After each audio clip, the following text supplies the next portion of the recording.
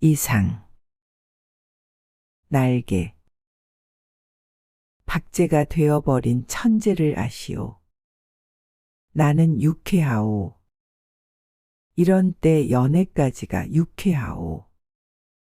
육신이 흐느적흐느적 하도록 피로했을 때만 정신이 은하처럼 막소. 니코틴이 내 횃배 앓는 뱃속으로 스미면 머릿속에 을의 백지가 준비되는 법이요. 그 위에다 나는 위트와 패러독스를 바둑 포석처럼 늘어놓소. 가증할 상식의 병이요. 나는 또 여인과 생활을 설계하오. 연애 기법에마저 서먹서먹해진 지성의 극치를 흘깃 좀 들여다본 일이 있는 말하자면 일종의 정신분일 자말이요. 이런 여인의 반 그것은 온갖 것의 반이요. 만을 영수하는 생활을 설계한다는 말이요.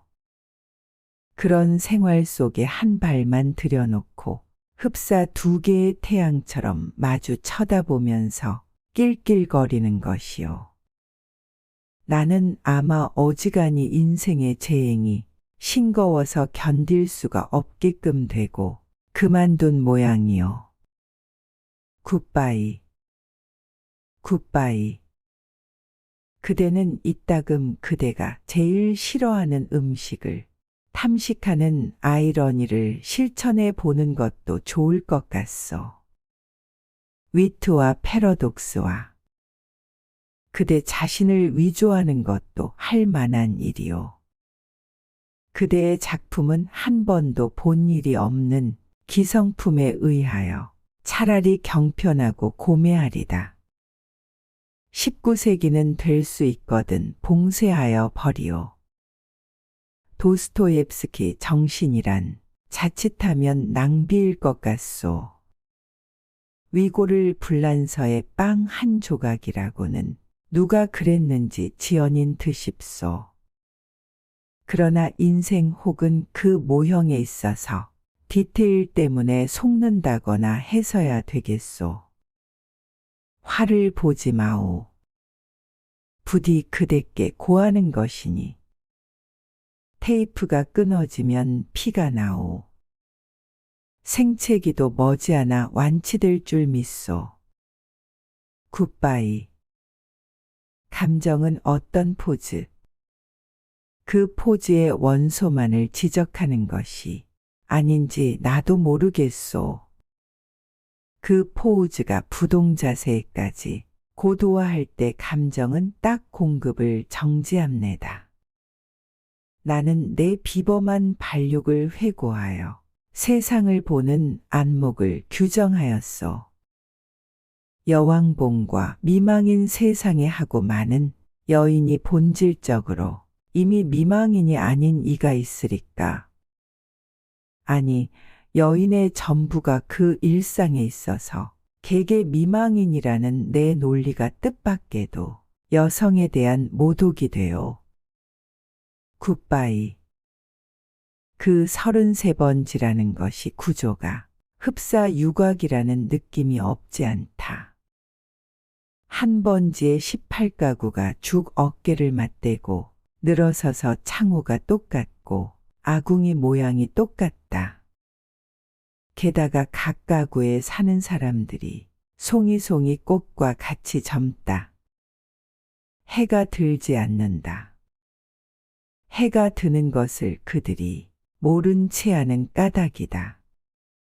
턱살 밑에다 철줄을 매고 얼룩진 이부자리를 널어 말린다는 핑계로 미닫이에 해가 드는 것을 막아버린다. 침침한 방 안에서 낮잠들을 잔다. 그들은 밤에는 잠을 자지 않나? 알 수 없다.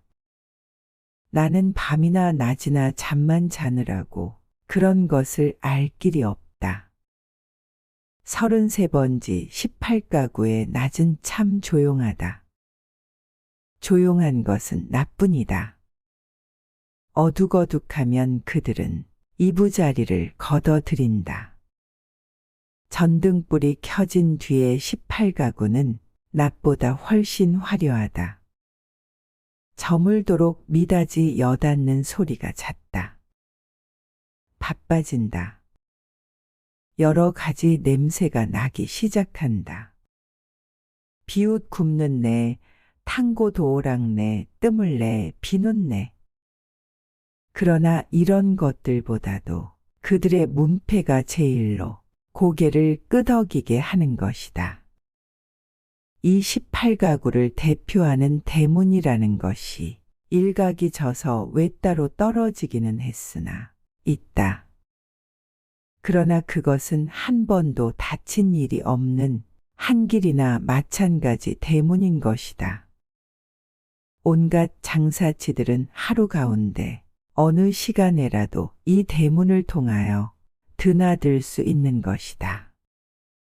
이네들은 문간에서 두부를 사는 것이 아니라 미닫이를 열고 방에서 두부를 사는 것이다.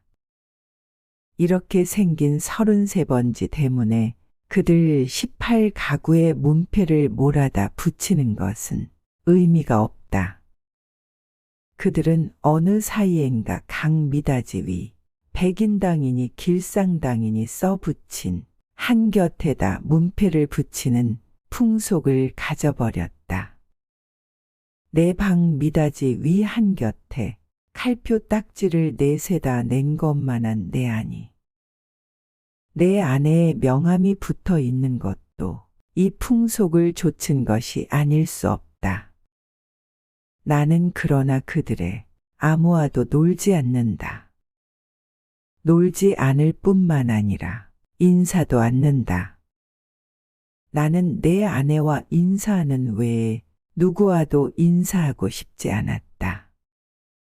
내 아내 외에 다른 사람과 인사를 하거나 놀거나 하는 것은 내 아내 낯을 보아 좋지 않은 일인 것만 같이 생각이 되었기 때문이다. 나는 이만큼까지 내 아내를 소중히 생각한 것이다. 내가 이렇게까지 내 아내를 소중히 생각한 까닭은 이 33번지 18가구 속에서 내 아내가 내 아내의 명함처럼 제일 작고 제일 아름다운 것을 안 까닭이다. 18가구의 각기 빌어들은 송이송이 꽃들 가운데서도 내 아내가 특히 아름다운 한 떨기의 꽃으로 이 함석지붕 및 뼈 탄드는 지역에서 어디까지든지 찬란하였다.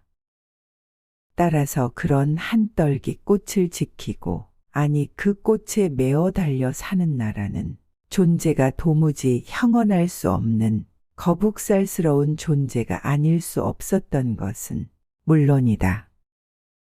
나는 어디까지든지 내 방이 집이 아니다. 집은 없다. 마음에 들었다. 방 안의 기온은 내 체온을 위하여 쾌적하였고 방 안의 침침한 정도가 또한 내 알력을 위하여 쾌적하였다.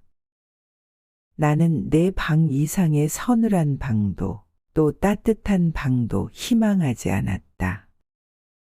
이 이상으로 밝거나 이 이상으로 아늑한 방은 원하지 않았다. 내 방은 나 하나를 위하여 요만한 정도를 꾸준히 지키는 것 같아 늘 내 방에 감사하였고 나는 또 이런 방을 위하여 이 세상에 태어난 것만 같아서 즐거웠다.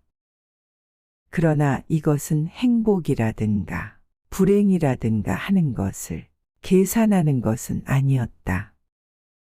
말하자면 나는 내가 행복되다고도 생각할 필요가 없었고 그렇다고 불행하다고도 생각할 필요가 없었다.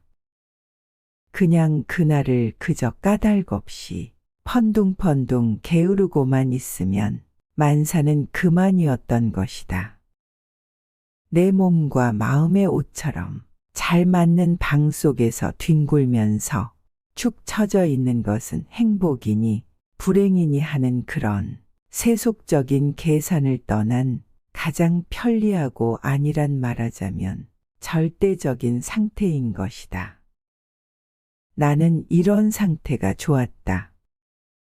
이 절대적인 내 방은 대문간에서 세어서 똑 7째 칸이다. 럭키세븐의 뜻이 없지 않다. 나는 이 7이라는 숫자를 훈장처럼 사랑하였다. 이런 이 방이 가운데 장지로 말미암아 2칸으로 나뉘어 있었다는 그것이 내 운명의 상징이었던 것을 누가 알랴. 아랫방은 그래도 해가 든다. 아침결에 책보만한 해가 들었다가 오후에 손수건만 해지면서 나가버린다. 해가 영영 들지 않는 윗방이, 즉 내 방인 것은 말할 것도 없다. 이렇게 볕드는 방이 아내 방이요, 볕 안 드는 방이 내 방이요 하고 아내와 나 둘 중에 누가 정했는지 나는 기억하지 못한다. 그러나 나에게는 불평이 없다.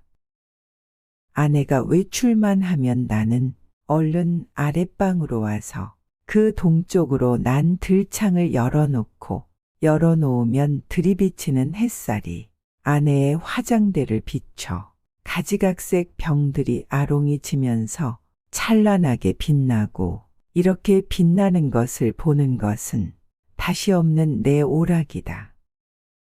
나는 조그만 돋보기를 꺼내가지고 아내만이 사용하는 지리가미를 꺼내가지고 그을려가면서 불장난을 하고 논다. 평행광선을 굴절시켜서 한 초점에 모아가지고 그 초점이 따끈따끈해지다가 마지막에는 종이를 그을리기 시작하고 가느다란 연기를 내면서 드디어 구멍을 뚫어 놓는 데까지 이르는 고 얼마 안 되는 동안에 초조한 맛이 죽고 싶을 만큼 내게는 재미있었다.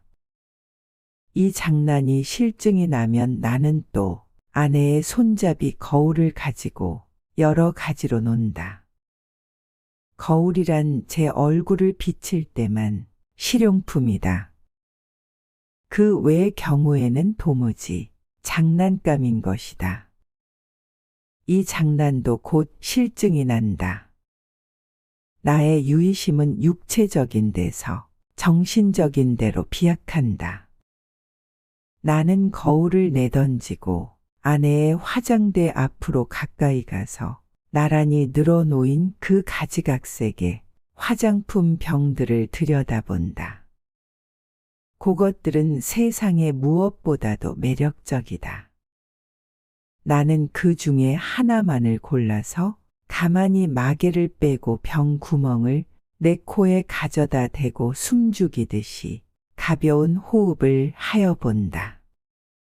이국적인 센슈얼한 향기가 폐로 스며들면 나는 저절로 스르르 감기는 내 눈을 느낀다. 확실히 아내의 채취의 파편이다. 나는 도로 병마개를 막고 생각해 본다. 아내의 어느 부분에서 요 냄새가 났던가를. 그러나 그것은 분명하지 않다. 왜? 아내의 채취는 여기 늘어섰을 가지각색 향기의 합계일 것이니까. 아내의 방은 늘 화려하였다. 내 방이 벽에 못한 게 꽂히지 않은 소박한 것인 반대로 아내 방에는 천장 밑으로 쫙 돌려 못이 박히고 몸마다 화려한 아내의 치마와 저고리가 걸렸다. 여러 가지 무늬가 보기 좋다. 나는 그 여러 조각의 치마에서 늘 아내의 동체와 그 동체가 될 수 있는 여러 가지 포우즈를 연상하고 연상하면서 내 마음은 늘 점잖지 못하다. 그렇건만 나에게는 옷이 없었다. 아내는 내게 옷을 주지 않았다. 입고 있는 코르덴 양복 한 벌이 내 자리옷이었고 통상복과 나들이 옷을 겸한 것이었다. 그리고 하인에게 스웨터가 한 조각 사철을 통한 내내이다. 그것들은 하나같이 다 빛이 검다. 그것은 내 짐작 같아서는 즉 빨래를 될 수 있는 데까지 하지 않아도 보기 싫지 않게 하기 위한 것이 아닌가 한다. 나는 허리와 두 가랑이 세 군데 다 고무 밴드가 끼어 있는 부드러운 사루마다를 입고 그리고 아무 소리 없이 잘 놀았다.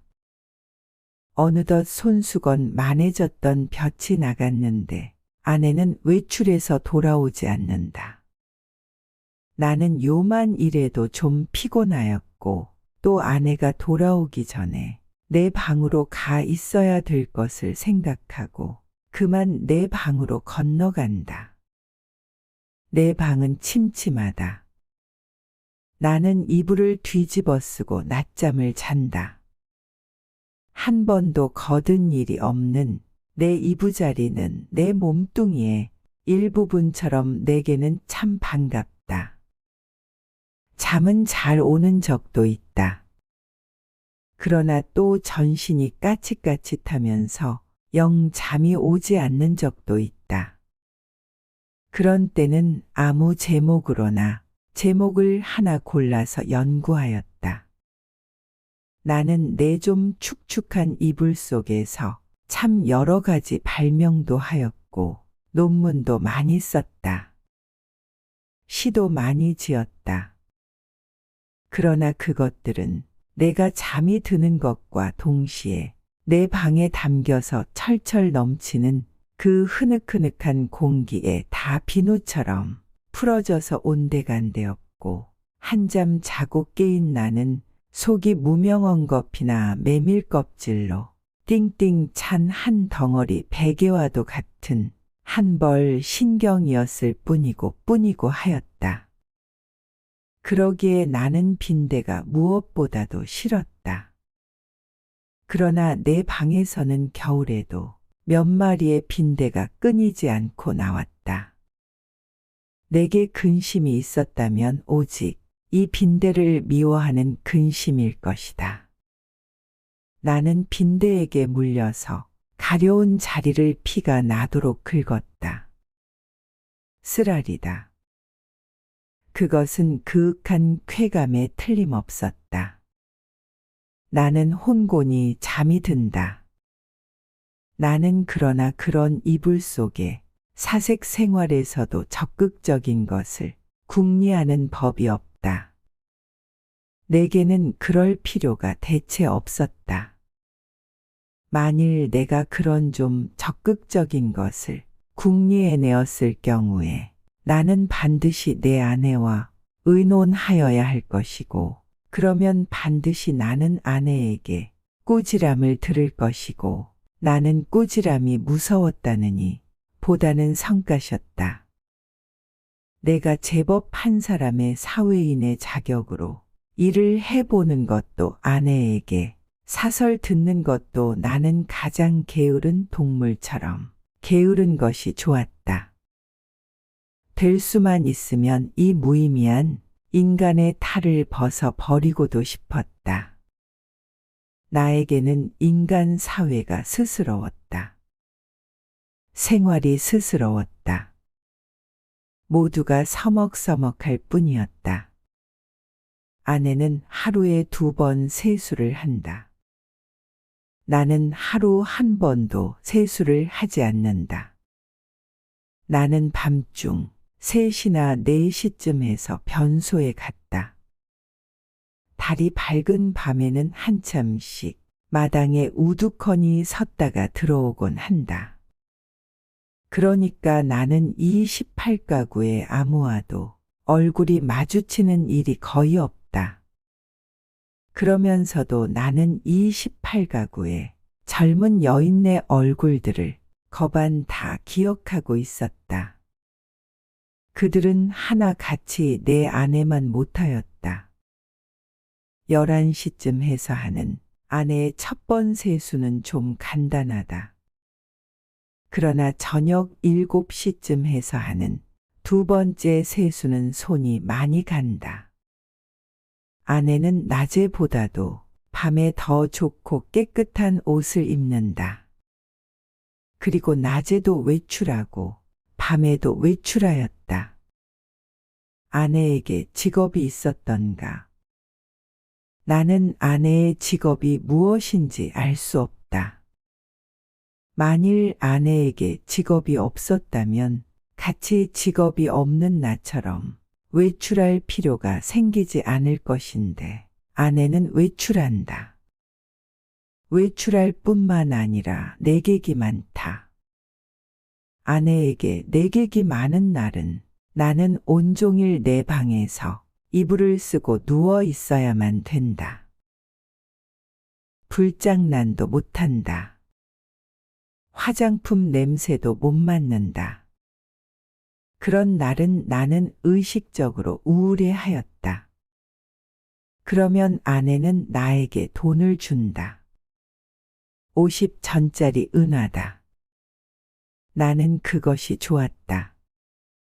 그러나 그것을 무엇에 써야 옳을지 몰라서 늘 머리맡에 던져두고 한 것이 어느 결에 모여서 꽤 많아졌다. 어느 날 이것을 본 아내는 금고처럼 생긴 벙어리를 사다 준다. 나는 한 푼씩 그 속에 넣고 열쇠는 아내가 가져갔다.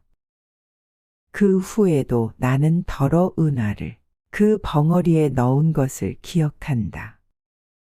그리고 나는 게을렀다.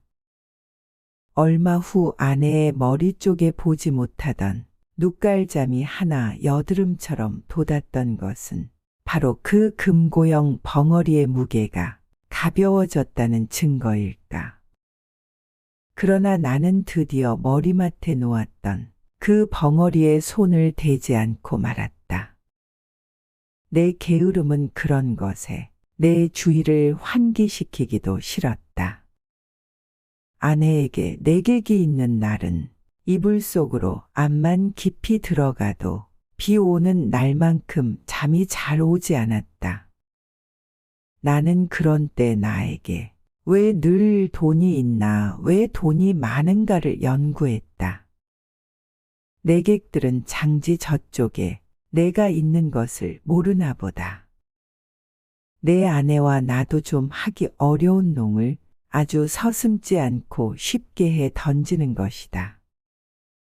그러나 내 아내를 찾은 서너 사람의 내객들은 늘 비교적 점잖았다고 볼 수 있는 것이 자정이 좀 지나면 을의 도라들 같다. 그들 가운데에는 퍽 교양이 얕은 자도 있는 듯 싶었는데 그런 자는 보통 음식을 사다 먹고 논다. 그래서 보충을 하고 대체로 무사하였다. 나는 우선 아내의 직업이 무엇인가를 연구하기에 착수하였으나 좁은 시야와 부족한 지식으로는 이것을 알아내기 힘이 든다. 나는 끝끝내 내 아내의 직업이 무엇인가를 모르고 말려나 보다. 아내는 늘 진솔 버섯만 신었다. 아내는 밥도 지었다.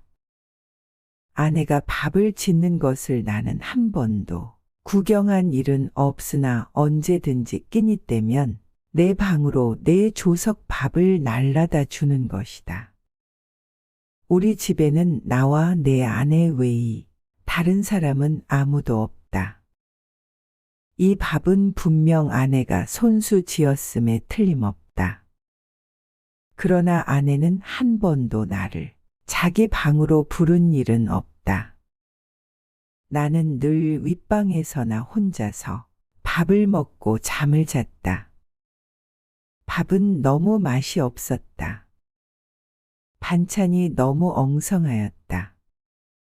나는 닭이나 강아지처럼 말없이 주는 모이를 넙적넙적 받아먹기는 했으나 내심 야속하게 생각한 적도 더러 없지 않다. 나는 안색이 여지없이 창백해가면서 말라 들어갔다. 나날이 눈에 보이듯이 기운이 줄어들었다. 영양 부족으로 하여 몸뚱이 곳곳에 뼈가 불쑥불쑥 내어 밀었다. 하룻밤 사이에도 수십 차를 돌쳐 눕지 않고는 여기저기가 베겨서 나는 베겨낼 수가 없었다. 그렇기 때문에 나는 내 이불 속에서 아내가 늘 흔히 쓸 수 있는 저 돈의 출처를 탐색해내는 일편 장지 틈으로 새어나오는 아랫방의 음성은 무엇일까를 간단히 연구하였다. 나는 잠이 잘 안 왔다. 깨달았다. 아내가 쓰는 그 돈은 내게는 다만 실없는 사람들로밖에 보이지 않는 까닭 모를 내객들이 놓고 가는 것이 틀림없으리라는 것을 깨달았다. 그러나 왜 그들 내객은 돈을 놓고 가나? 왜 내 아내는 그 돈을 받아야 되나? 하는 예의관념이 내게는 도무지 알 수 없는 것이었다. 그것은 그저 예의에 지나지 않는 것일까? 그렇지 않으면 혹 무슨 대가일까? 보수일까? 내 아내가 그들의 눈에는 동정을 받아야만 할 한가엾은 인물로 보였던가? 이런 것들을 생각하노라면 으레 내 머리는 그냥 혼란하여 버리고 하였다. 잠들기 전에 획득했다는 결론이 오직 불쾌하다는 것뿐이었으면서도 나는 그런 것을 아내에게 물어보거나 한 일이 참 한 번도 없다. 그것은 대체 귀찮기도 하려니와 한잠 자고 일어나는 나는 사뭇단 사람처럼 이것도 저것도 다 깨끗이 잊어버리고 그만두는 까닭이다. 내객들이 돌아가고 혹 외출해서 돌아오고 하면 아내는 간편한 것으로 옷을 바꾸어 입고 내 방으로 나를 찾아온다. 그리고 이불을 들치고 내 귀에는 영 생동생동한 몇 마디 말로 나를 위로하려 든다. 나는 조소도 고소도 홍소도 아닌 웃음을 얼굴에 띠고 아내의 아름다운 얼굴을 쳐다본다. 아내는 방글에 웃는다. 그러나 그 얼굴에 떠도는 일말의 애수를 나는 놓치지 않는다. 아내는 능히 내가 배고파하는 것을 눈치챌 것이다. 그러나 아랫방에서 먹고 남은 음식을 나에게 주려 들지는 않는다. 그것은 어디까지든지 나를 존경하는 마음일 것임에 틀림없다. 나는 배가 고프면서도 적이 마음이 든든한 것을 좋아했다. 아내가 무엇이라고 짓거리고 갔는지 귀에 남아있을 리가 없다. 다만 내 머리맡에 아내가 놓고 간 은화가 전등불에 흐릿하게 빛나고 있을 뿐이다. 고 금고형 벙어리 속에 은화가 얼마만큼이나 모였을까? 나는 그러나 그것을 쳐들어보지 않았다. 그저 아무런 의욕도 기원도 없이 그 단축구멍처럼 생긴 틈바구니로 은화를 떨어뜨려 둘 뿐이었다. 왜 아내의 내객들이 아내에게 돈을 놓고 가나 하는 것이 풀 수 없는 의문인 것 같이 왜 아내는 나에게 돈을 놓고 가나 하는 것도 역시 나에게는 똑같이 풀 수 없는 의문이었다. 내 비록 아내가 내게 돈을 놓고 가는 것이 싫지 않았다 하더라도 그것은 다만 그것이 내 손가락 닿는 순간에서부터 고 벙어리 주둥이에서 자취를 감추기까지의 하잘것없는 짧은 촉각이 좋았달 뿐이지 그 이상 아무 기쁨도 없다. 어느 날 나는 고 벙어리를 변소에 갖다 넣어버렸다.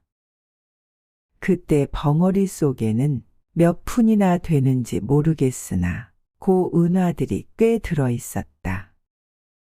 나는 내가 지구 위에 살며 내가 이렇게 살고 있는 지구가 질풍실레의 속력으로 광대무변에 공간을 달리고 있다는 것을 생각했을 때 참 허망하였다. 나는 이렇게 부지런한 지구 위에서는 현기증도 날 것 같고 해서 한시바삐 내려버리고 싶었다. 이불 속에서 이런 생각을 하고 난 뒤에는 나는 고 은화를 고 벙어리에 넣고 하는 것조차 귀찮아졌다. 나는 아내가 손수 벙어리를 사용하였으면 하고 생각하였다. 벙어리도 돈도 사실은 아내에게만 필요한 것이지 내게는 애초부터 의미가 전혀 없는 것이었으니까 될 수만 있으면 그 벙어리를 아내는 아내 방으로 가져갔으면 하고 기다렸다. 그러나 아내는 가져가지 않는다. 나는 내가 아내 방으로 가져다 둘까 하고 생각하여 보았으나 그 즈음에는 아내의 내객이 워낙 많아서 내가 아내 방에 가볼 기회가 도무지 없었다. 그래서 나는 하는 수 없이 변소에 갖다 집어넣어 버리고 만 것이다. 나는 서글픈 마음으로 아내의 꾸지람을 기다렸다. 그러나 아내는 끝내 아무 말도 하지 않았다. 않았을 뿐 아니라 여전히 돈은 돈대로 머리맡에 놓고 가지 않나. 내 머리맡에는 어느덧 은화가 꽤 많이 모였다. 내객이 아내에게 돈을 놓고 가는 것이나 아내가 내게 돈을 놓고 가는 것이나 일종의 쾌감 그 외에 다른 아무런 이유도 없는 것이 아닐까 하는 것을 나는 또 이불 속에서 연구하기 시작하였다. 쾌감이라면 어떤 종류의 쾌감일까를 계속하여 연구하였다. 그러나 그것은 이불 속의 연구로는 알 길이 없었다. 쾌감 하고 나는 뜻밖에도 이 문제에 대해서만 흥미를 느꼈다. 아내는 물론 나를 늘 감금하여 두다시피 하여왔다. 내게 불평이 있을 리 없다. 그런 중에도 나는 그 쾌감이라는 것에 유무를 체험하고 싶었다. 나는 아내의 밤 외출 틈을 타서 밖으로 나왔다. 나는 거리에서 잊어버리지 않고 가지고 나온 은화를 지폐로 바꾼다. 5원이나 된다. 그것을 주머니에 넣고 나는 목적지를 잃어버리기 위하여 얼마든지 거리를 쏘다녔다. 오래간만에 보는 거리는 거의 경의에 가까울 만큼 내 신경을 흥분시키지 않고는 마지 않았다. 나는 금시에 피곤하여 버렸다. 그러나 나는 참았다. 그리고 밤이 이슥하도록 까닭을 잃어버린 채 이 거리 저 거리로 지양 없이 헤매었다.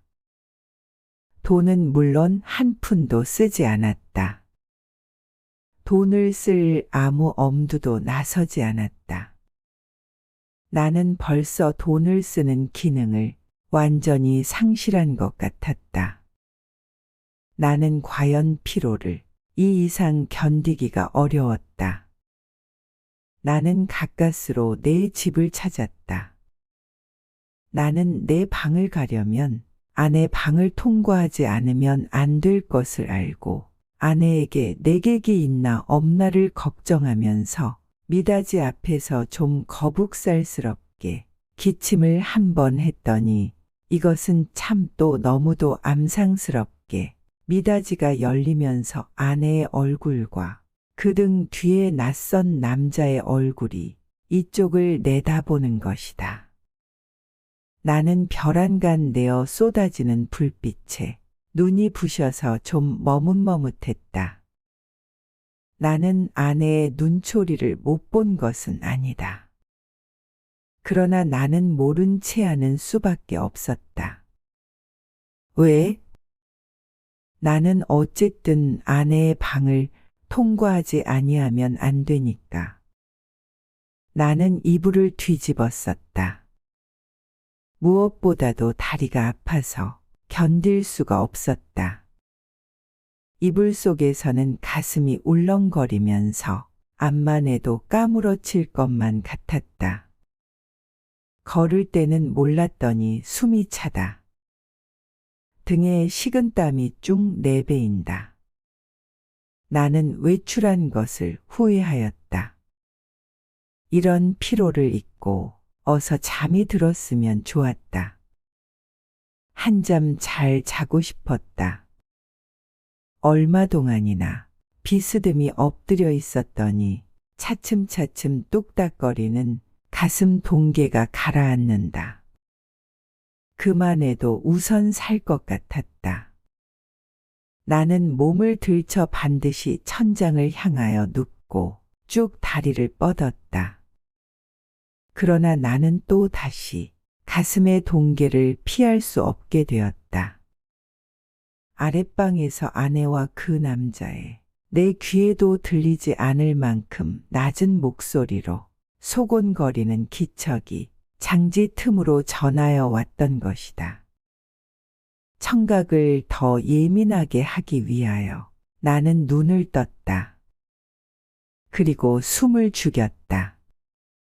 그러나 그때는 벌써 아내와 남자는 앉았던 자리를 툭툭 털고 일어섰고 일어서면서 옷과 모자 쓰는 기척이 나는 듯하더니 이어 미닫이가 열리고 구두 뒤축 소리가 나고 그리고 뜰에 내려서는 소리가 쿵 하고 나면서 뒤를 따르는 아내의 고무신 소리가 두어 발짝 찍찍 나고 사뿐사뿐 나나하는 사이에 두 사람의 발소리가 대문 쪽으로 사라졌다. 나는 아내의 이런 태도를 본 일이 없다. 아내는 어떤 사람과도 결코 소곤거리는 법이 없다. 나는 윗방에서 이불을 쓰고 누운 동안에도 혹 술이 취해서 혀가 잘 돌아가지 않는 내객들의 담화는 덜어 놓치는 수가 있어도 아내의 높지도 낮지도 않은 말소리는 일찍이 한마디도 놓쳐본 일이 없다. 덜어 내 귀에 거슬리는 소리가 있어도 나는 그것이 태어난 목소리로 내 귀에 들렸다는 이유로 충분히 안심이 되었다. 그렇던 아내의 이런 태도는 필시 그 속에 여간하지 않은 사정이 있는 듯 싶이 생각이 되고 내 마음은 좀 서운했으나 그보다도 나는 좀 너무 피로해서 오늘만은 이불 속에서 아무것도 연구하지 않기로 굳게 결심하고 잠을 기다렸다. 낮잠은 좀처럼 오지 않았다. 대문간에 나간 아내도 좀처럼 들어오지 않았다. 그러는 동안에 흐지부지 나는 잠이 들어버렸다. 꿈이 얼숭덜숭 종을 잡을 수 없는 거리의 풍경을 여전히 헤매었다. 나는 몹시 흔들렸다. 내객을 보내고 들어온 아내가 잠든 나를 잡아 흔드는 것이다. 나는 눈을 번쩍 뜨고 아내의 얼굴을 쳐다보았다. 아내의 얼굴에는 웃음이 없다. 나는 좀 눈을 비비고 아내의 얼굴을 자세히 보았다. 노기가 눈초리에 떠서 얇은 입술이 바르르 떨린다. 좀처럼 이 노기가 풀리기는 어려울 것 같았다. 나는 그대로 눈을 감아버렸다. 벼락이 내리기를 기다린 것이다. 그러나 새근하는 숨소리가 나면서 부스스 아내의 치맛자락 소리가 나고 장지가 여닫히며 아내는 아내 방으로 돌아갔다. 나는 다시 몸을 돌쳐 이불을 뒤집어 쓰고는 개구리처럼 엎드리고 엎드려서 배가 고픈 가운데도 오늘 밤의 외출을 또 한 번 후회하였다. 나는 이불 속에서 아내에게 사죄하였다. 그것은 내 오해라고 나는 사실 밤이 퍽 이슥한 줄만 알았던 것이다. 그것이 내 말 맞다나 자정전인지는 정말이지 꿈에도 몰랐다. 나는 너무 피곤하였다. 오래간만에 나는 너무 많이 걸은 것이 잘못이다.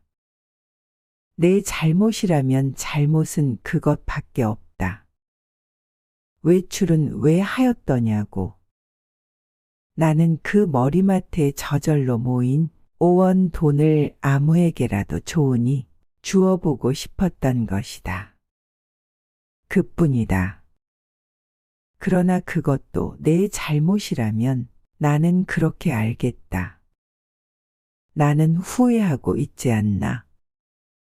내가 그 5원 돈을 써버릴 수가 있었던들 나는 자정 안에 집에 돌아올 수 없었을 것이다. 그러나 거리는 너무 복잡하였고 사람은 너무도 들끓었다. 나는 어느 사람을 붙들고 그 5원 돈을 내어 주어야 할지 갈피를 잡을 수가 없었다. 그러는 동안에 나는 여지없이 피곤해 버리고 말았던 것이다. 나는 무엇보다도 좀 쉬고 싶었다. 눕고 싶었다.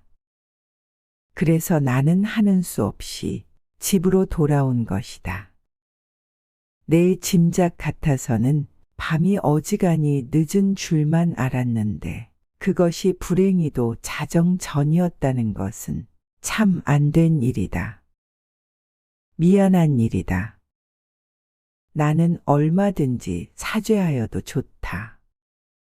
그러나 종시 아내의 오해를 풀지 못하였다 하면 내가 이렇게까지 사죄하는 보람은 그럼 어디 있나?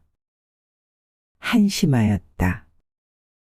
1시간 동안을 나는 이렇게 초조하게 굴지 않으면 안 되었다. 나는 이불을 획 젖혀버리고 일어나서 장지를 열고 아내 방으로 비틀비틀 달려갔던 것이다. 내게는 거의 의식이라는 것이 없었다. 나는 아내 이불 위에 엎드러지면서 바지 포켓 속에서 그 돈 5원을 꺼내 아내 손에 쥐어준 것을 간신히 기억할 뿐이다. 이튿날 잠이 깨었을 때 나는 내 아내 방 안에 이불 속에 있었다. 이것이 이 33번지에서 살기 시작한 이래 내가 아내 방에서 잔 맨 처음이었다. 해가 들창에 훨씬 높았는데 아내는 이미 외출하고 벌써 내 곁에 있지는 않다. 아니, 아내는 어쩌녕 내가 의식을 잃은 동안에 외출한 것인지도 모른다. 그러나 나는 그런 것을 조사하고 싶지 않았다. 다만 전신이 찌뿌드드한 것이 손가락 하나 꼼짝할 힘조차 없었다. 책보보다 좀 작은 면적에 볕이 눈이 부시다. 그 속에서 수없이 먼지가 흡사 미생물처럼 난무한다. 코가 콱 막히는 것 같다. 나는 다시 눈을 감고 이불을 푹 뒤집어 쓰고 낮잠을 자기에 착수하였다. 그러나 코를 스치는 아내의 채취는 꽤 도발적이었다. 나는 몸을 여러 번 비비꼬면서 아내의 화장대에 늘어선고 가지각색 화장품 병들의 마개를 뽑았을 때 풍기는 냄새를 더듬느라고 좀처럼 잠은 들지 않는 것을 나는 어찌하는 수도 없었다. 견디다 못하여 나는 그만 이불을 걷어차고 벌떡 일어나서 내 방으로 갔다. 내 방에는 다 식어빠진 내 끼니가 가지런히 놓여 있는 것이다. 내 방에는 다 식어빠진 내 끼니가 가지런히 놓여 있는 것이다. 아내는 내 모이를 여기다 두고 나간 것이다. 나는 우선 배가 고팠다. 한 숟갈을 입에 떠넣었을 때 그 촉감은 참 너무도 냉회와 같이 서늘하였다. 나는 숟갈을 놓고 내 이불 속으로 들어갔다. 하룻밤을 비었던 내 이부자리는 여전히 반갑게 나를 맞아준다. 나는 내 이불을 뒤집어 쓰고 이번에는 참 늘어지게 한잠 잤다. 내가 잠을 깬 것은 전등이 켜진 뒤다. 그러나 아내는 아직도 돌아오지 않았나 보다. 아니, 돌아왔다 또 나갔는지 알 수 없다. 그러나 그런 것을 상고하여 무엇하나? 정신이 한결 난다. 나는 밤일을 생각해 보았다. 그 돈 5원을 아내 손에 쥐어주고 넘어졌을 때 느낄 수 있었던 쾌감을 나는 무엇이라고 설명할 수가 없었다. 그러나 내객들이 내 아내에게 돈 놓고 가는 심리며 내 아내가 내게 돈 놓고 가는 심리의 비밀을 나는 알아낸 것 같아서 여간 즐거운 것이 아니다. 나는 속으로 빙그레 웃어보았다. 이런 것을 모르고 오늘까지 지내온 내 자신이 어떻게 우스꽝스럽게 보이는지 몰랐다.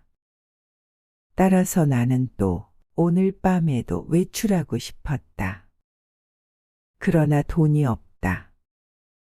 나는 또 어쩌녁에 그 돈 5원을 한꺼번에 아내에게 주어버린 것을 후회하였다. 또 그 벙어리를 변소에 갖다 쳐넣어 버린 것도 후회하였다. 나는 실없이 실망하면서 습관처럼 그 돈 5원이 들어있던 내 바지 포켓에 손을 넣어 한번 휘둘러 보았다. 뜻밖에도 내 손에 쥐어지는 것이 있었다. 2원밖에 없다. 그러나 많아야 맛은 아니다. 얼마 가니고 있으면 된다. 나는 그만한 것이 여간 고마운 것이 아니었다. 나는 기운을 얻었다. 나는 그 단벌 다 떨어진 코르된 양복을 걸치고 배고픈 것도 주제에 사나운 것도 다 잊어버리고 활갯짓을 하면서 또 거리로 나섰다. 나서면서 나는 제발 시간이 화살 단 듯해서 자정이 어서 획 지나버렸으면 하고 조바심을 태웠다. 아내에게 돈을 주고 아내 방에서 자보는 것은 어디까지든지 좋았지만 만일 잘못해서 자정 전에 집에 들어갔다가 아내의 눈총을 맞는 것은 그것은 여간 무서운 일이 아니었다. 나는 저물도록 길가 시계를 들여다보고 하면서 또 지양 없이 거리를 방황하였다. 그러나 이날은 좀처럼 피곤하지는 않았다. 다만 시간이 좀 너무 더디게 가는 것만 같아서 안타까웠다. 경성역 시계가 확실히 자정을 지난 것을 본 뒤에 나는 집을 향하였다. 그날은 그 일각대문에서 아내와 아내의 남자가 이야기하고 서 있는 것을 만났다. 나는 모른 체하고 두 사람 곁을 지나서 내 방으로 들어갔다.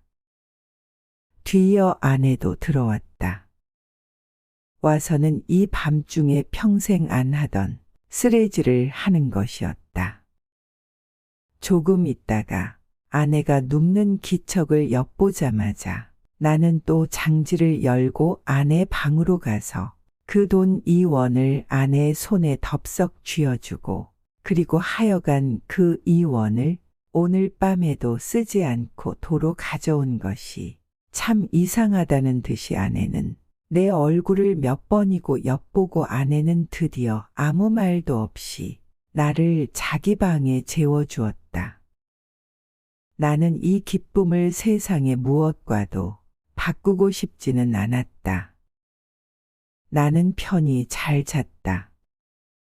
이튿날도 내가 잠이 깨었을 때는 아내는 보이지 않았다. 나는 또 내 방으로 가서 피곤한 몸이 낮잠을 잤다. 내가 아내에게 흔들려 깨었을 때는 역시 불이 들어온 뒤였다. 아내는 자기 방으로 나를 오라는 것이다. 이런 일은 또 처음이다. 아내는 끊임없이 얼굴에 미소를 띠고 내 팔을 이끄는 것이다. 나는 이런 아내의 태도 이면에 앵간치 않은 음모가 숨어 있지나 않은가 하고 적이 불안을 느끼지 않을 수 없었다. 나는 아내의 하자는 대로 아내의 방으로 끌려갔다. 아내 방에는 저녁 밥상이 조촐하게 차려져 있는 것이다. 생각하여 보면 나는 이틀을 굶었다. 나는 지금 배고픈 것까지도 긴가민가 잊어버리고 얼음얼음하던 차다. 나는 생각하였다. 이 최후의 만찬을 먹고 나자마자 벼락이 내려도 나는 차라리 후회하지 않을 것을. 사실 나는 인간 세상이 너무나 심심해서 못 견디겠던 차다. 모든 것이 성가시고 귀찮았으나 그러나 불의의 재난이라는 것은 즐겁다. 나는 마음을 턱 놓고 조용히 아내와 마주 이해괴한 저녁밥을 먹었다. 우리 부부는 이야기하는 법이 없었다. 밥을 먹은 뒤에도 나는 말이 없이 부스스 일어나서 내 방으로 건너가 버렸다. 아내는 나를 붙잡지 않았다. 나는 벽에 기대어 앉아서 담배를 한 대 피워 물고 그리고 벼락이 떨어질 테거든 어서 떨어져라 하고 기다렸다. 5분, 10분. 그러나 벼락은 내리지 않았다. 긴장이 차츰 풀어지기 시작한다. 나는 어느덧 오늘 밤에도 외출할 것을 생각하고 있었다. 돈이 있었으면 하고 생각하고 있었다. 그러나 돈은 확실히 없다. 오늘은 외출하여도 나중에 올 무슨 기쁨이 있나? 내 앞이 그저 아뜩하였다. 나는 화가 나서 이불을 뒤집어 쓰고 이리 뒹굴 저리 뒹굴 굴렀다. 금시 먹은 밥이 목으로 자꾸 치밀어 올라온다. 메스꺼웠다. 하늘에서 얼마라도 좋으니 왜 지폐가 소낙비처럼 퍼붓지 않나. 그것이 그저 한없이 야속하고 슬펐다. 나는 이렇게 밖에 돈을 구하는 아무런 방법도 알지는 못했다. 나는 이불 속에서 좀 울었나 보다. 왜 없느냐면서. 그랬더니 아내가 또 내 방해를 왔다. 나는 깜짝 놀라 아마 이제야 벼락이 내리려 나보다 하고 숨을 죽이고 두꺼비 모양으로 엎드려 있었다. 그러나 떨어진 입을 새어 나오는 아내의 말소리는 참 부드러웠다. 정다웠다. 아내는 내가 왜 우는지를 안다는 것이다. 돈이 없어서 그러는 게 아니란다. 나는 실없이 깜짝 놀랐다. 어떻게 사람의 속을 환하게 들여다보는고 해서 나는 한편으로 슬그머니 겁도 안 나는 것은 아니었으나 저렇게 말하는 것을 보면 아마 내게 돈을 줄 생각이 있나 보다. 만일 그렇다면 오죽이나 좋은 일일까. 나는 이불 속에 뚫뚫 말린 채 고개도 들지 않고 아내의 다음 거동을 기다리고 있으니까 일소하고 내 머리맡에 내려뜨리는 것은 그 가뿐한 음양으로 보아 지폐에 틀림없었다. 그리고 내 귀에다 대고 오늘 일랑 어제보다도 늦게 돌아와도 좋다고 속삭이는 것이다. 그것은 어렵지 않다. 우선 그 돈이 무엇보다도 고맙고 반가웠다. 어쨌든 나섰다. 나는 좀 야맹증이다. 그래서 될 수 있는 대로 밝은 거리로 돌아다니기로 했다. 그리고는 경성역 1, 2등 대합실 한곁 티루오메를 들렀다. 그것은 내게는 큰 발견이었다. 거기는 우선 아무도 아는 사람이 안 온다. 설사 왔다가도 곧 돌아가니까 좋다. 나는 날마다 여기 와서 시간을 보내리라 속으로 생각하여 두었다. 제일 여기 시계가 어느 시계보다도 정확하리라는 것이 좋았다. 섣불리 서투른 시계를 보고 그것을 믿고 시간 전에 집에 돌아갔다가 큰 코를 다쳐서는 안 된다. 나는 한 복스에 아무것도 없는 것과 마주 앉아서 잘 끓은 커피를 마셨다. 총총한 가운데 여객들은 그래도 한 잔 커피가 즐거운가 보다. 얼른 마시고 무얼 좀 생각하는 것 같이 담벼락도 좀 쳐다보고 하다가 곧 나가 버린다. 서글프다. 그러나 내게는 이 서글픈 분위기가 거리의 티루움들의 그 거추장스러운 분위기보다는 절실하고 마음에 들었다. 이따금 들리는 날카로운 혹은 우렁찬 기적 소리가 모차르트보다도 더 가깝다. 나는 메뉴에 적힌 몇 가지 안 되는 음식 이름을 치읽고 내리읽고 여러 번 읽었다. 그 것들은 아무라무라는 것이 어딘가 내 어렸을 때 동무들 이름과 비슷한 데가 있었다. 거기서 얼마나 내가 오래 앉았는지 정신이 오락가락하는 중에 객이 슬며시 뜸해지면서 이 구석 저 구석 걷어치우기 시작하는 것을 보면 아마 닫는 시간이 된 모양이다. 11시가 좀 지났구나. 여기도 결코 내 안주의 곳은 아니구나. 어디 가서 자정을 넘길까. 두루 걱정을 하면서 나는 밖으로 나섰다. 비가 온다. 빗발이 제법 굵은 것이 우비도 우산도 없는 나를 고생을 시킬 작정이다. 그렇다고 이런 괴이한 풍모를 차리고 이 홀에서 어물어물하는 수도 없고 A, B를 맞으면 맞았지 하고 그냥 나서버렸다. 1. 대단히 선선해서 견딜 수가 없다. 코르된 옷이 젖기 시작하더니 나중에는 속속들이 스며들면서 치근거린다. 비를 맞아 가면서라도 견딜 수 있는 데까지 거리를 돌아다녀서 시간을 보내려 하였으나 인제는 선선해서 이 이상은 더 견딜 수가 없다. 오한이 자꾸 일어나면서 이가 딱딱 맞부딪는다. 나는 걸음을 늦추면서 생각하였다.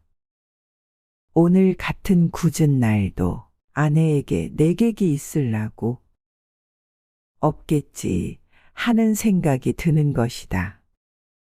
집으로 가야겠다. 아내에게 불행히 내객이 있거든 내 사정을 하리라. 사정을 하면 이렇게 비가 오는 것을 눈으로 보고 알아주겠지. 불이 나게 와보니까 그러나 아내에게는 내객이 있었다. 나는 너무 춥고 척척해서 얼떨결에 노크하는 것을 잊었다. 그래서 나는 보면 아내가 덜 좋아할 것을 그만 보았다. 나는 간발자국 같은 발자국을 내면서 덤벙덤벙 아내 방을 디디고 내 방으로 가서 쭉 빠진 옷을 활활 벗어버리고 이불을 뒤썼다. 덜덜덜덜 떨린다. 오한이 점점 더 심해 들어온다. 여전 땅이 꺼져 들어가는 것만 같았다.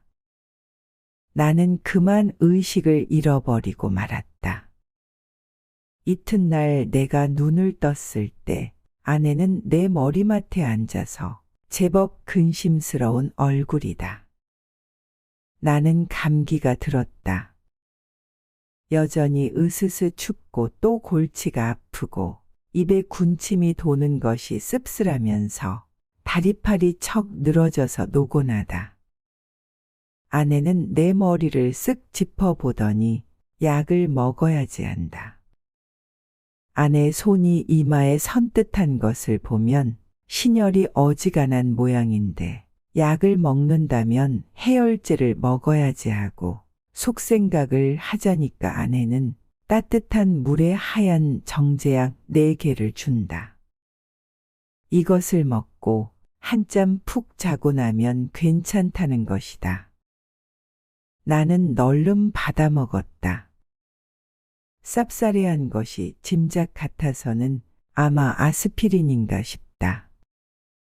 나는 다시 이불을 쓰고 단번에 그냥 죽은 것처럼 잠이 들어버렸다. 나는 콧물을 훌쩍훌쩍 하면서 여러 날을 앓았다. 앓는 동안에 끊이지 않고 그 정제약을 먹었다. 그러는 동안에 감기도 나았다. 그러나 입맛은 여전히 소태처럼 썼다. 나는 차츰 또 외출하고 싶은 생각이 났다. 그러나 아내는 나더러 외출하지 말라고 이르는 것이다. 이 약을 날마다 먹고 그리고 가만히 누워 있으라는 것이다. 공연히 외출을 하다가 이렇게 감기가 들어서 저를 고생시키는 게 아니란다. 그도 그렇다. 그럼 외출을 하지 않겠다고 맹세하고 그 약을 연복하여 몸을 좀 보애보리라고 나는 생각하였다. 나는 날마다 이불을 뒤집어 쓰고 밤이나 낮이나 잤다. 유난스럽게 밤이나 낮이나 졸려서 견딜 수가 없는 것이다. 나는 이렇게 잠이 자꾸만 오는 것은 내가 몸이 훨씬 튼튼해진 증거라고 굳게 믿었다. 나는 아마 한 달이나 이렇게 지냈나 보다. 내 머리와 수염이 좀 너무 자라서 후뜻해서 견딜 수가 없어서 내 거울을 좀 보리라고 아내가 외출한 틈을 타서 나는 아내 방으로 가서 아내의 화장대 앞에 앉아보았다. 상당하다. 수염과 머리가 참 상당하였다.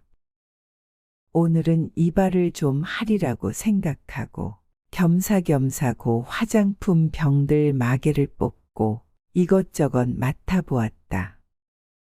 한동안 잊어버렸던 향기 가운데서는 몸이 베베 꼬일 것 같은 채취가 전해 나왔다. 나는 아내의 이름을 속으로만 한 번 불러보았다. 연심이 하고 오래간만에 돋보기 장난도 하였다. 거울 장난도 하였다. 창에 든 볕이 여간 따뜻한 것이 아니었다. 생각하면 5월이 아니냐. 나는 커다랗게 기지개를 한 번 켜보고 안에 베개를 내려베고 벌떡 자빠져서는 이렇게도 편안하고 즐거운 세월을 하느님께 흠씬 자랑하여 주고 싶었다. 나는 참 세상에 아무 것과도 교섭을 가지지 않는다. 하느님도 아마 나를 칭찬할 수도 처벌할 수도 없는 것 같다. 그러나 다음 순간 실로 세상에도 이상스러운 것이 눈에 띄었다. 그것은 최면약 아달린 갑이었다. 나는 그것을 아내의 화장대 밑에서 발견하고 그것이 흡사 아스피린처럼 생겼다고 느꼈다. 나는 그것을 열어보았다. 꼭 4개가 비었다. 나는 오늘 아침에 4개의 아스피린을 먹은 것을 기억하고 있었다. 나는 잤다. 어제도 그제도 그끄제도 나는 졸려서 견딜 수가 없었다. 나는 감기가 다 나았는데도 아내는 내게 아스피린을 주었다. 내가 잠이 든 동안에 이웃에 불이 난 일이 있다. 그때에도 나는 자느라고 몰랐다. 이렇게 나는 잤다. 나는 아스피린으로 알고 그럼 1달 동안을 두고 아달린을 먹어온 것이다. 이것은 좀 너무 심하다. 벼랑간 아뜩하더니 하마터면 나는 까무러칠 뻔하였다. 나는 그 아달린을 주머니에 넣고 집을 나섰다. 그리고 산을 찾아 올라갔다. 인간 세상에 아무것도 보기가 싫었던 것이다. 걸으면서 나는 아무쪼록 아내에 관계되는 일은 일체 생각하지 않도록 노력하였다. 길에서 까무러치기 쉬우니까다. 나는 어디라도 양지가 바른 자리를 하나 골라 자리를 잡아가지고 서서히 아내에 관하여서 연구할 작정이었다. 나는 길가의 돌장판, 구경도 못한 진개나리꽃, 종달새, 돌멩이도 새끼를 까는 이야기, 이런 것만 생각하였다. 다행히 길가에서 나는 졸도하지 않았다. 거기는 벤치가 있었다. 나는 거기 정주하고 그리고 그 아스피린과 아달린에 관하여 연구하였다. 그러나 머리가 도무지 혼란하여 생각이 체계를 이루지 않는다. 단 5분이 못 가서 나는 그만 귀찮은 생각이 번쩍 들면서 심술이 났다. 나는 주머니에서 가지고 온 아달린을 꺼내 남은 6개를 한꺼번에 질겅질겅 씹어 먹어버렸다. 맛이 익살맞다. 그러고 나서 나는 그 벤치 위에 가로 기다랗게 누웠다. 무슨 생각으로 내가 그따위 짓을 했나 알 수가 없다. 그저 그러고 싶었다. 나는 개서 그냥 깊이 잠이 들었다. 잠결에도 바위 틈으로 흐르는 물소리가 졸졸하고 언제까지나 귀에 어렴풋이 들려왔다. 내가 잠을 깨었을 때는 날이 환히 밝은 뒤다. 나는 거기서 일주야를 잔 것이다. 풍경이 그냥 노랗게 보인다. 그 속에서도 나는 번개처럼 아스피린과 아달린이 생각났다. 아스피린, 아달린, 아스피린, 아달린, 막스, 말사스, 마도로스, 아스피린, 아달린. 아내는 1달 동안 아달린을 아스피린이라고 속이고 내게 먹였다. 그것은 아내 방에서 이 아달린 갑이 발견된 것으로 미루어 증거가 너무나 확실하다. 무슨 목적으로 아내는 나를 밤이나 낮이나 재웠어야 됐나. 나를 밤이나 낮이나 재워놓고 그리고 아내는 내가 자는 동안에 무슨 짓을 했나. 나를 조금씩 죽이려던 것일까. 그러나 또 생각하여 보면 내가 1달을 두고 먹어온 것이 아스피린이었는지도 모른다. 아내는 무슨 근심되는 일이 있어서 밤이면 잠이 잘 오지 않아서 정작 아내가 아달린을 사용한 것이나 아닌지? 그렇다면 나는 참 미안하다. 나는 아내에게 이렇게 큰 의혹을 가졌다는 것이 참 안 됐다. 나는 그래서 불이 나게 거기서 내려왔다. 아랫도리가 회외에 내어 저이면서 어찔어찔한 것을 나는 겨우 집을 향하여 걸었다. 8시 가까이였다. 나는 내 잘못된 생각을 죄다 일러 바치고 아내에게 사죄하려는 것이다. 나는 너무 급해서 그만 또 말을 잊어버렸다. 그랬더니 이건 참 큰일 났다. 나는 내 눈으로 절대로 보아서 안 될 것을 그만 딱 보아버리고 만 것이다. 나는 얼떨결에 그만 냉큼 미닫이를 닫고 그리고 현기증이 나는 것을 진정시키느라고 잠깐 고개를 숙이고 눈을 감고 기둥을 짚고 섰자니까 1초 여유도 없이 횡 미닫이가 다시 열리더니 매무새를 풀어헤친 아내가 불쑥 내밀면서 내 멱살을 잡는 것이다. 나는 그만 어지러워서 개가 나둥그러졌다.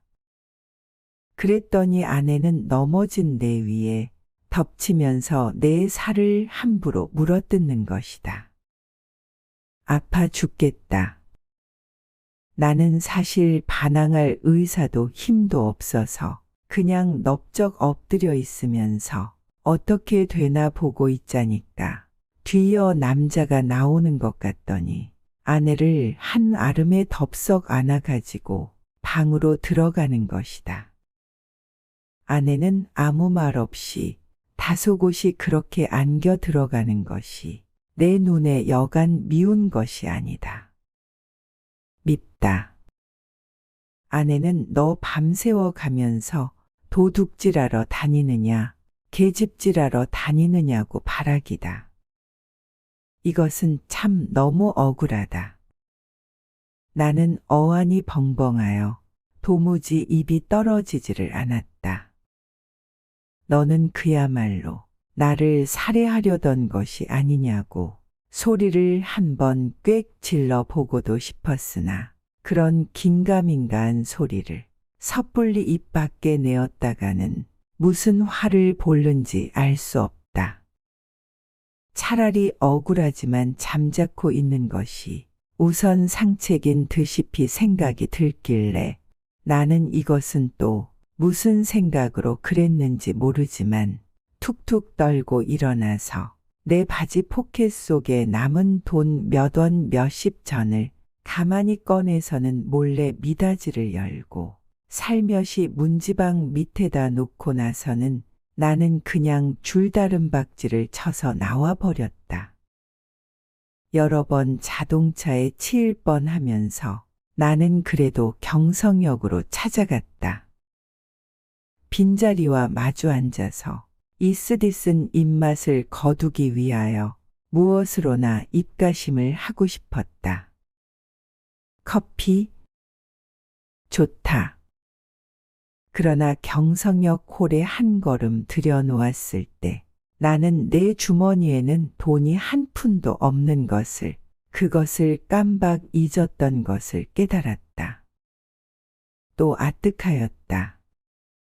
나는 어디선가 그저 맥없이 머뭇머뭇하면서 어쩔 줄을 모를 뿐이었다.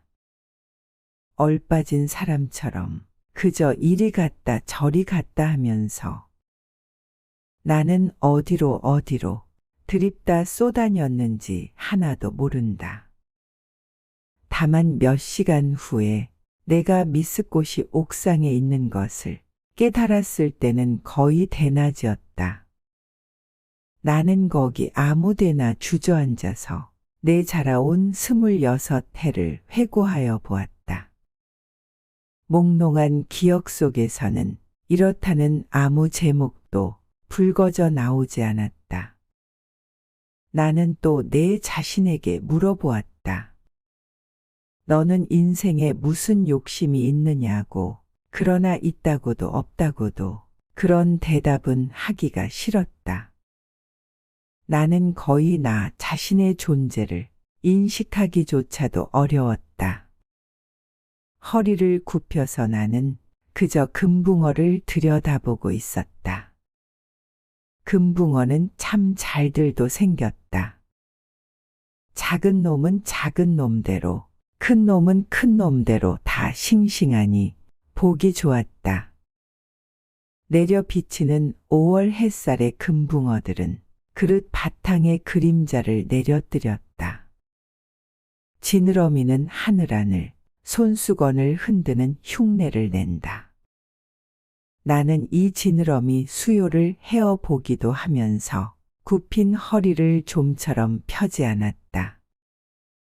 등이 따뜻하다. 나는 또 오타게 거리를 내려다보았다. 거기서는 피곤한 생활이 또 금붕어 지느러미처럼 흐느흐느 허우적거렸다. 눈에 보이지 않는 끈적끈적한 줄에 엉켜서 헤어나지들을 못한다. 나는 피로와 공복 때문에 무너져 들어가는 몸뚱이를 끌고 그 오타게 거리 속으로 섞여 가지 않는 수도 없다 생각하였다. 나서서 나는 또 문득 생각하여 보았다. 이 발길이 지금 어디로 향하여 가는 것인가를. 그때 내 눈앞에는 아내의 모가지가 벼락처럼 내려 떨어졌다. 아스피린과 아달린. 우리들은 서로 오해하고 있느니라. 설마 아내가 아스피린 대신에 아달린의 정량을 나에게 먹여왔을까? 나는 그것을 믿을 수는 없다. 아내가 대체 그럴 까닭이 없을 것이니 그러면 나는 날밤을 새면서 도둑질을 계집질을 하였나? 정말이지 아니다. 우리 부부는 숙명적으로 발이 맞지 않는 절름발이인 것이다. 내나 아내나 제 거동에 로직을 붙일 필요는 없다. 변해할 필요도 없다. 사실은 사실대로 오해는 오해대로 그저 끝없이 발을 절뚝거리면서 세상을 걸어가면 되는 것이다. 그렇지 않을까? 그러나 나는 이 발길이 아내에게로 돌아가야 옳은가 이것만은 분간하기가 좀 어려웠다. 가야 하나? 그럼 어디로 가나? 이때 뚜 하고 정오 사이렌이 울었다. 사람들은 모두 내 활개를 펴고 닭처럼 푸드덕거리는 것 같고 온갖 유리와 강철과 대리석과 지폐와 잉크가 부글부글 끓고 수선을 떨고 하는 것 같은 찰나. 그야말로 현란을 극한 정오다. 나는 불현듯 겨드랑이가 가렵다. 아, 그것은 내 인공의 날개가 돋았던 자국이다. 오늘은 없는 이 날개.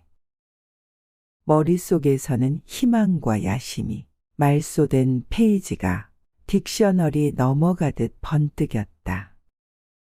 나는 걷던 걸음을 멈추고 그리고 일어나 한번 이렇게 외쳐보고 싶었다. 날개야 다시 돋아라. 날자. 날자. 한 번만 더 날자꾸나. 한 번만 더 날아보자꾸나. 지금까지 이상의 날개였습니다. 감사합니다. 구독, 좋아요. 알림 설정을 해주시면 과거의 명작은 물론 신작까지 누구보다 빠르게 낭독으로 만날 수 있습니다. 기대해주세요.